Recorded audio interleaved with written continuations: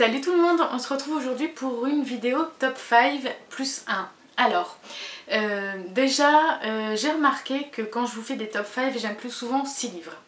Là, ce que je veux vous présenter, c'est un petit peu différent. En fait, je vais vous parler de 5 livres fantasy que je vous conseille sur la plage. Parce que j'ai vu autour de la blogo qu'il y avait en ce moment le thème des 10 livres à amener en vacances, des livres parfaits pour l'été, etc., etc. Et du coup, comme la fantasy c'est un peu mon genre de prédilection, j'avais envie de vous suggérer de vous lancer dans ce genre. Alors, je n'ai pas d'ordre dans ces livres, par contre je vais vous présenter donc 5 livres que j'ai lus et un livre que j'aimerais inclure dans ma palle de l'été. On commence tout de suite avec les 5 livres que j'ai déjà lus et que je vous recommande vivement. Pour ceux qui souhaitent commencer la fantasy, je vous recommande la trilogie de Samantha Bailly, Souvenirs perdus. C'est édité chez Syros. Les 3 tomes sont sortis, donc vous pouvez trouver la trilogie complète. Pourquoi je vous recommande Souvenirs perdus? Tout simplement parce que l'histoire se passe principalement dans le premier tome sur une île, sur l'île d'Amphenia, qui est gardée par un léviathan et depuis des siècles personne n'a pu entrer ni sortir de cette île. On va suivre le destin de 2 adolescents, un garçon et une fille qui vivent sur l'île, qui vont rencontrer et découvrir une jeune femme qui vient de l'autre terre. Elle est amnésique, on ne sait pas comment elle a réussi à rentrer sur l'île sans se faire capturer par le léviathan. Et on va voir que les adolescents en quête d'aventure vont réussir à s'échapper de l'île et découvrir la terre d'à côté. Donc la terre d'à côté, voilà, qui s'appelle Hermétis.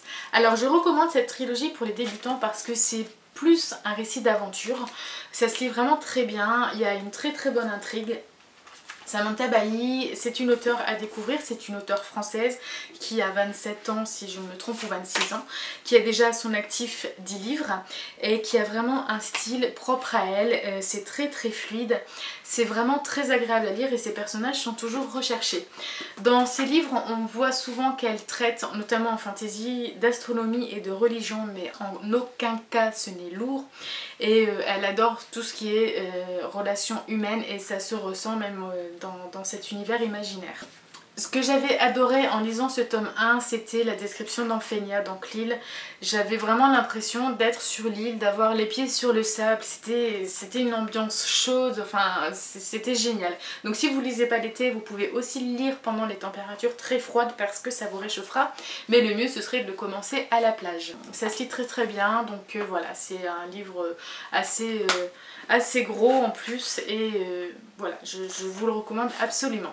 Je vais vous parler de ma saga fantasy préférée de tous les temps. Il s'agit des Aventuriers de la mer de Robin Hobb, évidemment. Pour ceux qui me connaissent déjà, il n'y a pas de surprise. Pour les nouveaux qui arrivent sur la chaîne, d'ailleurs, merci et bienvenue. Voilà, vous le savez maintenant, c'est ma saga fantasy préférée. Alors, les Aventuriers de la mer, ça se déroule dans l'univers des 6 duchés, qui est le même que celui de l'Assassin Royal. Si vous désirez lire uniquement les Aventuriers de la mer, il n'y a pas de problème. Si vous souhaitez lire l'ensemble des cycles de Robin Hobb, il faut d'abord lire le cycle 1 à 6 de l'Assassin Royal, puis les 9 tomes, je vais y arriver, des Aventuriers de la mer. Alors pourquoi je vous recommande cette lecture en été, ou au moment de la commencer cet été? Tout simplement par le titre, pas trop de surprise, hein, ça rappelle l'été évidemment, ça rappelle les vacances, ça rappelle la mer qui se déchaîne, ça rappelle les ports à visiter. Les Aventuriers de la mer, ça raconte la destinée d'une famille marchande qui habite à Terrillville, les Vestrit. On va suivre particulièrement Althea, qui est l'héroïne du livre et que j'aime de tout mon cœur,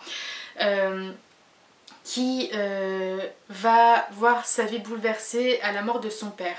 Son père est capitaine de navire, il gère le Vivacia, qui est un vive-nef.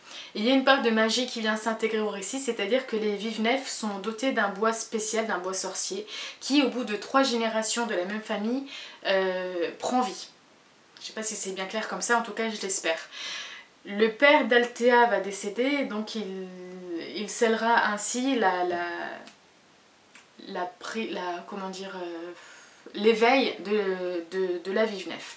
Sauf que le père d'Althea lègue son navire à sa fille, sa première fille, et non pas Althea, et sa première fille va donner le bateau à son mari.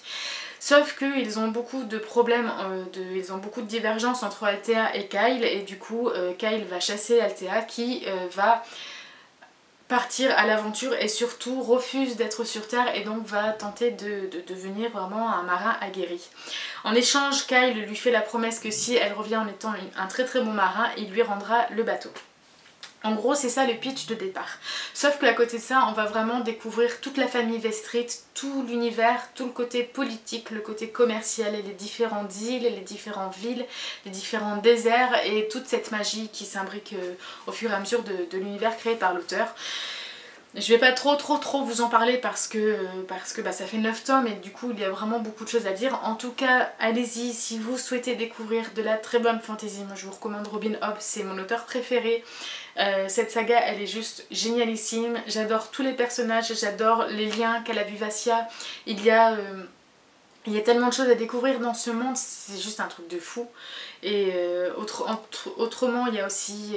voilà, on retrouve par rapport au thème de l'été, on retrouve des pirates, on retrouve des serpents de mer, on retrouve des batailles, on retrouve, voilà, je vous dis, des chasses au trésor. Enfin, c'est franchement un univers très très riche à découvrir. Et j'arrête ici pour ce livre.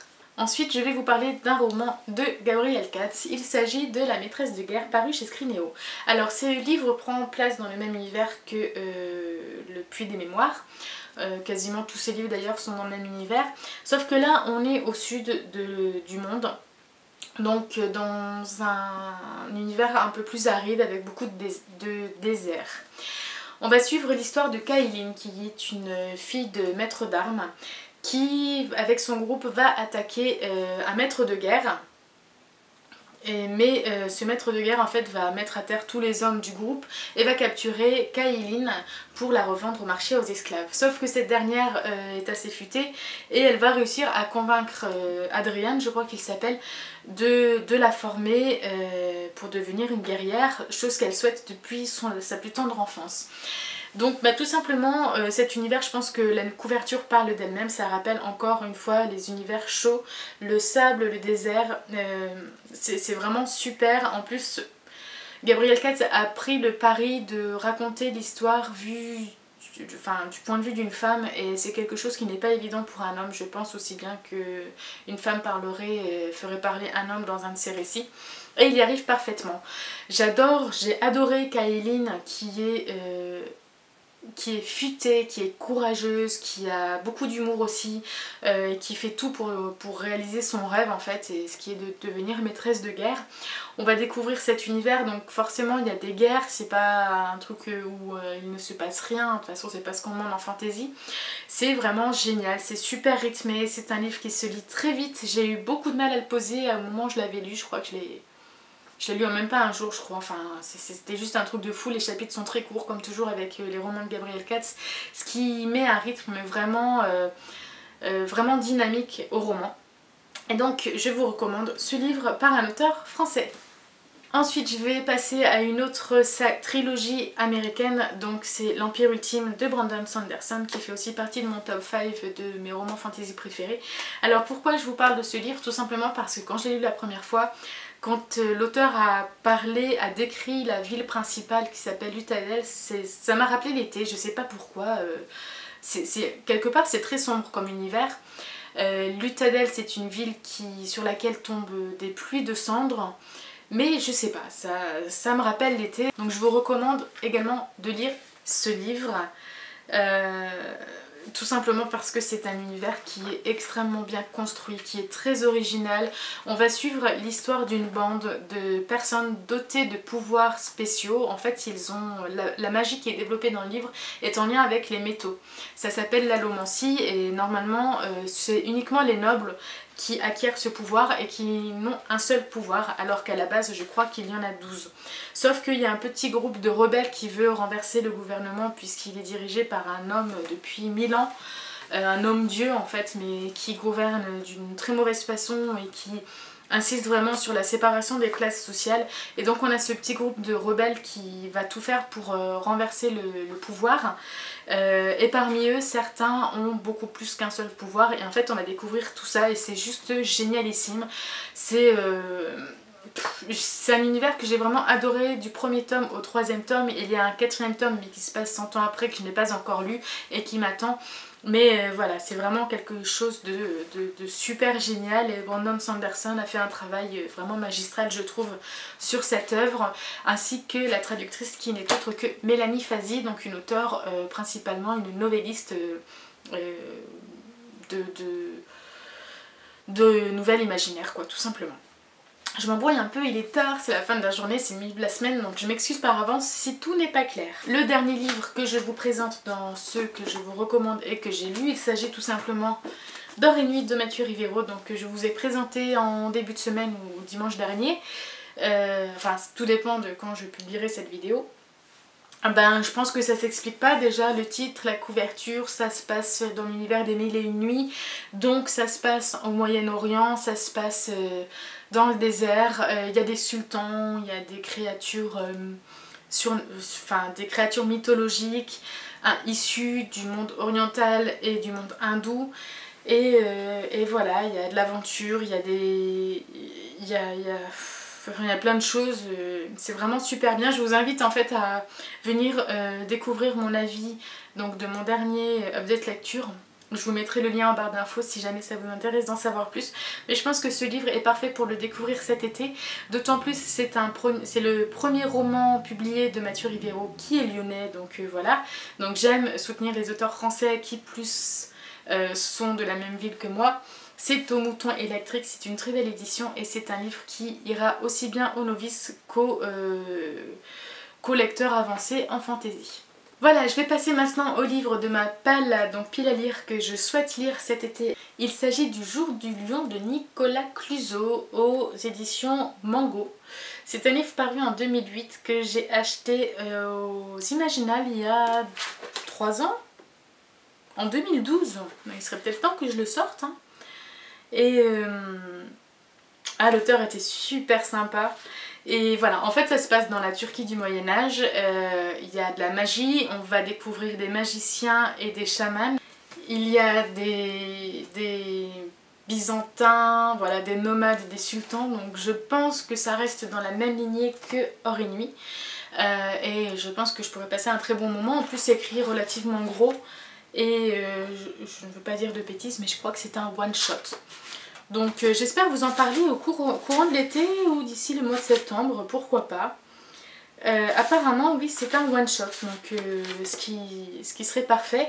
La couverture aussi est très jolie et rappelle forcément l'envie de s'évader, l'été, enfin voilà. C'est vrai que moi quand je pense à l'été, je pense beaucoup à tout ce qui est la plage, la mer, mais plutôt du côté de la Bretagne et de la Normandie, puisque c'est un lieu où j'adore aller, plutôt que la Méditerranée. Mais tout ce qui est voilà, désert, chaleur, voilà, je trouve que cette petite série de livres, j'espère vous plaira, vous donnera envie de les découvrir surtout. Je m'excuse encore une fois pour les petits cafouillis que j'ai pu faire. J'ai tourné cette vidéo je sais pas combien de fois parce que je n'arrivais pas à m'y prendre, mais l'envie était vraiment ancrée voilà, de vous parler de ces livres et je voulais la faire ce soir et pas demain. Donc voilà, dites-moi ce que vous pensez de ces suggestions, quelles auraient été les vôtres en matière de fantasy. Si vous avez des livres à me conseiller à lire sur la plage cet été en lien avec l'été, dites-moi, je suis toute oui et je me ferai un plaisir de vous répondre. J'en profite juste pour faire une petite annonce. Donc nous avons passé les 1000 abonnés sur la chaîne. Je suis super méga contente parce que c'est un investissement dans lequel je suis depuis plus de 3 ans et du coup ça fait vraiment du bien au cœur de savoir que vous êtes 1000 à me suivre. Donc je vous remercie du fond du cœur et j'espère que vous continuerez de vous plaire ici, si je peux dire ça comme ça. J'ai toujours du mal quand je dois parler, quand je dois faire des remerciements parce que c'est quand même vachement touchant et je sais jamais bien comment présenter les choses quoi. Donc voilà, en tout cas un immense merci à vous. Je m'excuse pour le changement de luminosité mais j'étais en train de monter la vidéo et je me suis rendu compte que j'avais oublié de vous dire au revoir. Donc je reviens vite fait 1 heure après avoir enregistré la vidéo pour vous souhaiter à tous de très belles lectures, vous dire à très bientôt. J'espère vous revoir très vite sur YouTube. Bisous à tous, bye.